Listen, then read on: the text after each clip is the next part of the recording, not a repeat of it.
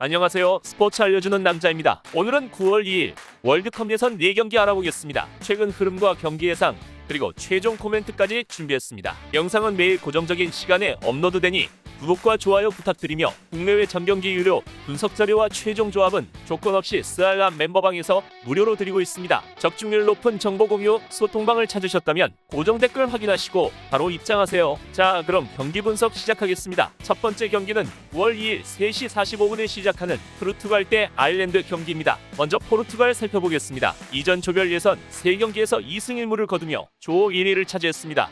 높은 수준의 전력을 앞세워 꾸준한 성과를 내는 중입니다.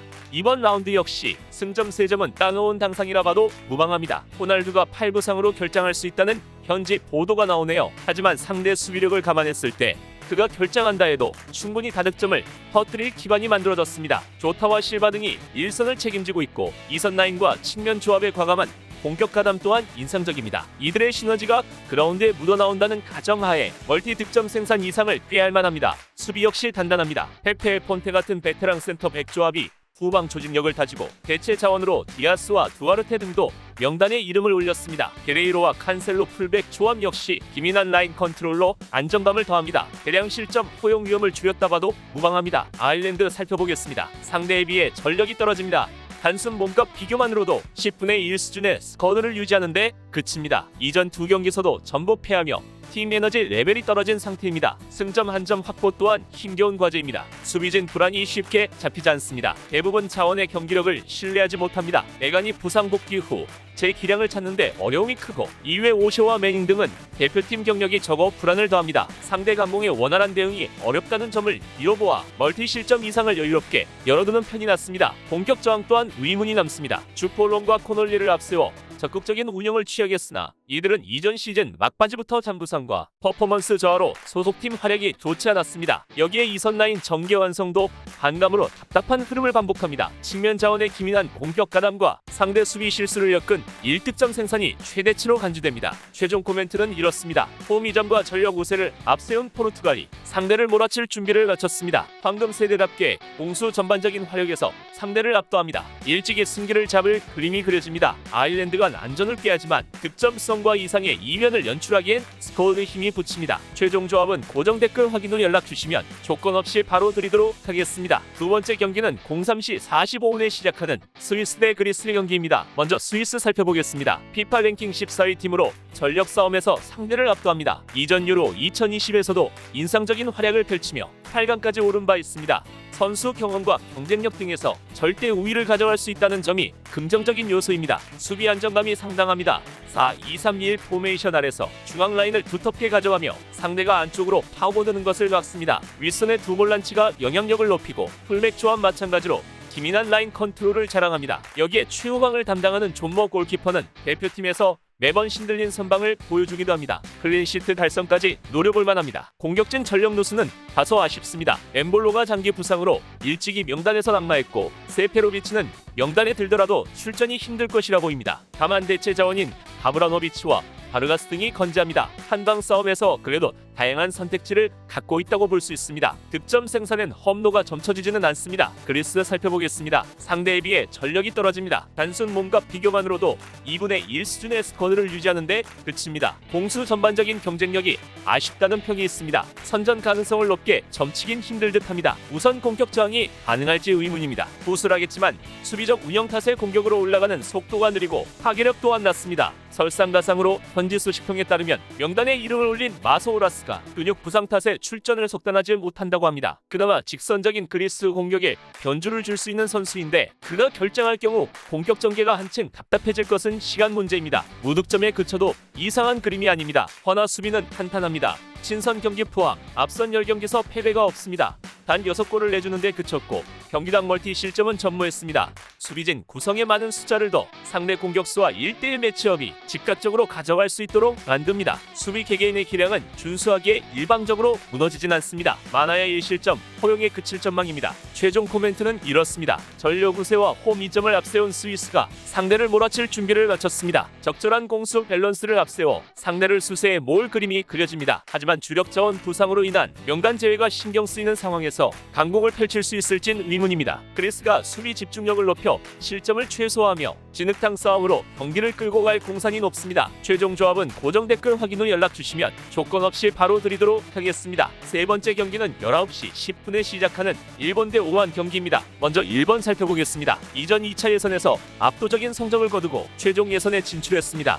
8경기 전승인데 득실차가 무려 플러스 44입니다. 이번 대표팀 소집에도 큰 비중을 넣습니다. 승점 3점 확보의 험로가 점쳐지지 않습니다. 공격력이 상당히 좋습니다. 이번 대표팀 명단에 이름을 올린 후루아시는 유럽 무대 진출 후 훨씬 파괴력이 높아졌고 국내로 리턴한 오사쿠는 출전 시간을 늘리며 퍼포먼스를 끌어올리는 과정에 있습니다. 두 선수 모두 소속팀과 대표팀에서 큰 활약 차이를 보이지 않습니다. 여기에 이선 라인과 측면 조합마저 좋은 시너지를 내고 있습니다. 짧은 패스를 통해 상대 수비를 파괴하고 빠른 결정을 내는데 능합니다. 멀티 득점 생산 이상을 꾀할 만합니다. 수비서도 주력 자원들이 대거 포함됐습니다. 요시다 등이 후방 라인을 지키고 베테랑 나가토모와 사사키 등이 측면을 지킵니다. 후방 라인을 조직적으로 쌓고 유연한 움직임으로 잡음 없는 스위칭을 이어가는 중입니다. 상대 공세에 휘둘릴 가능성은 낮습니다. 무실점 달성까지 꾀할 만하다 생각되네요. 5만 살펴보겠습니다. 상대에 비해 전력이 떨어집니다. 최정의 멤버로 구성했지만 단순 몸값 비교만으로도 20분의 1 수준의 스코어들을 유지하는데 그칩니다. 여기에 원정 분리까지 감안하면 승리를 거둘 확률은 0에 수렴합니다. 맞대결 전적마저 좋지 않습니다. 역대 전적 11전 2무 9패로 절대 열세를 보입니다. 최근 5차례 맞대결로 좁혀봐도 1무 4패입니다. 2득점을 기록하는 동안 무려 11골을 실점했습니다. 스쿼드 열세를 인지하고 후방 지역에 많은 숫자를 두지만 효과는 미지근합니다. 상대 속도와 믿는 공격에 대응이 원활치 않아 공간을 많이 내줍니다. 비슷한 경기 기조를 이어간다면 또다시 대량 실점을 내줄 위기입니다. 공격 저항 또한 불가합니다.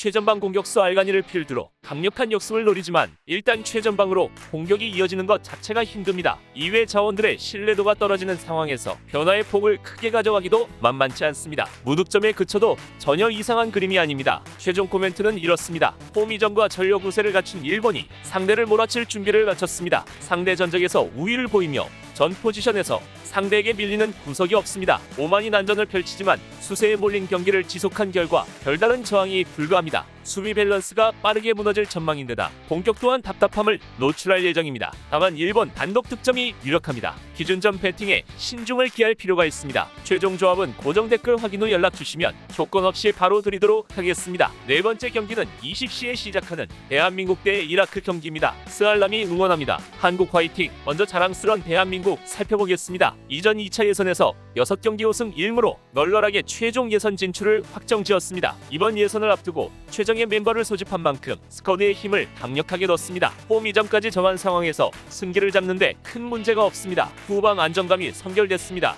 유럽 무대에서 활약 중인 김민재가 컨트롤 타워 역할을 하고 김천 돌풍을 이끌고 있는 정승현과 박지수가 포함돼 스쿼드 뎁스를 늘렸습니다. 풀백 조합과 윗선의 볼란치들 또한 제 몫을 다합니다.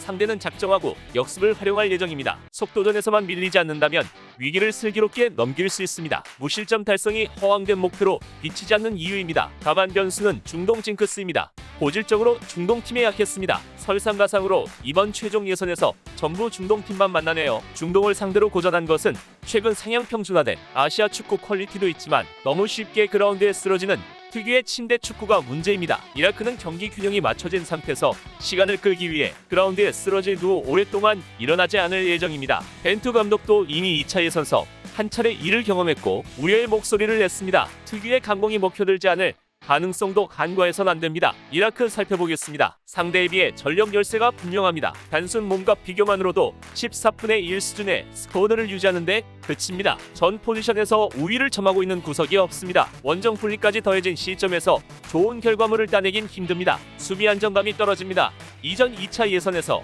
8경기 4실점이란 준수한 성적을 거뒀으나 바레인과 홍콩, 캄보디아 등 약체를 상대로 보정이 들어갔습니다. 보다 강한 공격진을 갖춘 대한민국 공세를 막아내기엔 힘이 붙입니다. 후방 라인이 경쟁력이 떨어지고 윗선에서 압박을 적절하게 넣어줄지도 의문입니다. 1에서 2실점 허용은 불가피합니다. 공격 또한 단조롭습니다. 수세에 몰릴 것이 자명하기에 선수비, 후역습 전술에 치중합니다. 결국 일선 자원들의 빠른 해결이 필요한 시점입니다. 베테랑 공격수 압둘자하라가 이번 명단에 이름을 올렸으나 대표팀 출전 수에 비해 성적이 좋지 않습니다. 무득점에 그쳐도 이상한 그림이 아닙니다. 최종 코멘트는 이렇습니다. 홈 이전과 전력 우세를 갖춘 갖춘 대한민국이 상대를 몰아칠 준비를 마쳤습니다. 확실한 경기 운영 측면에서 우위를 점하고 있고 공수 밸런스가 탄탄해 승기를 잡기까진 문제가 없습니다. 이라크가 난전을 깨하지만 원정 분리와 스쿼드 열세를 극복하기엔 힘이 부족합니다. 최종 조합은 고정 댓글 확인 후 연락 주시면 조건 없이 바로 드리도록 하겠습니다. 이렇게 4경기 알아봤는데요. 경기 분석은 배팅에 있어